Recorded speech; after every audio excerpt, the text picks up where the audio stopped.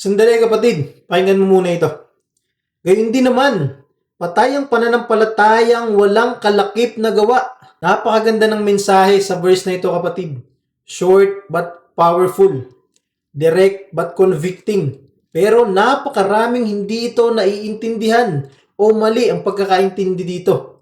Madami kasing gumagamit ng verse na ito na pinapatunayan nila. Ito daw nagpapatunay that faith plus good works is equal salvation. It's a big no kapatid. Maling-mali po yun. Ang kausap po kasi ni James nung sinabi niyang ang salitang ito ay mga believers. Ibig sabihin mga ligtas na. Hindi sinasabi ni James na ang mabubuting gawa ang magbibigay o nagbigay ng kaligtasan. Hindi po. Kasi napakalinaw sa Ephesians chapter 2 verse 8 to 9, we are saved by grace through faith.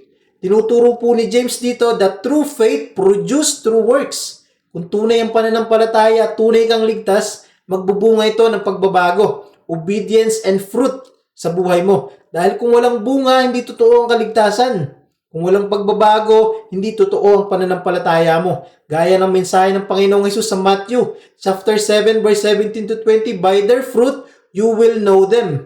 At ang katotohanan po dito, that faith is the root and good works are the fruits. Hindi lahat ng taong gumagawa ng mabuti ay ligtas. Pero lahat ng tunay na ligtas, mayroong bunga ng kabutihan.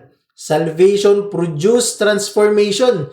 Mababasa po yan sa 2 Corinthians chapter 5 verse 17. If anyone is in Christ, he is a new creation. Meaning, hindi ka na dapat pareho nung dati. Nagbabago ka dapat paunti-unti pero totoo. Faith without obedience is useless.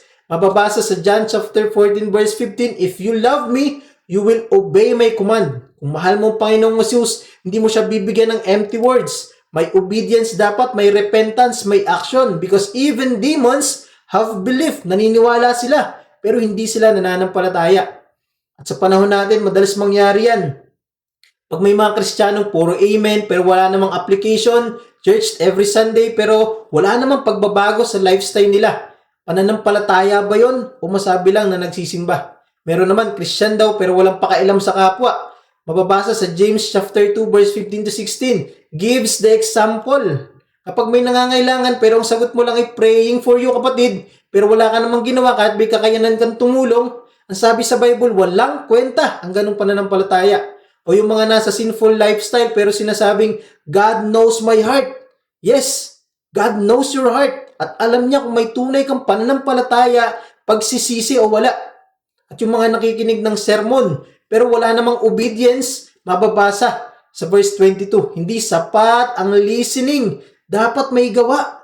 Be doers of the word, not just hearers. Dahil ang tunay na pananampalataya at ang tunay na ligtas, dapat may pagbabago sa attitude. Mas mapagpatawad, mas mapagpakumbaba.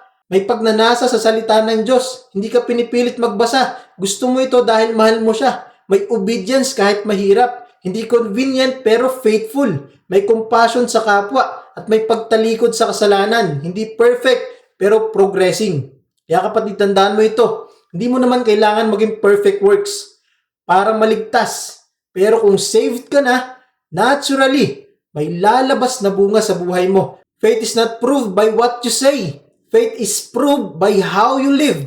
Kung nananalig ka sa Panginoong Hesus, dapat nakikita sa pagsunod mo, sa pag-ibig mo, sa pagbabago mo, sa paglakad mo, nakasama siya.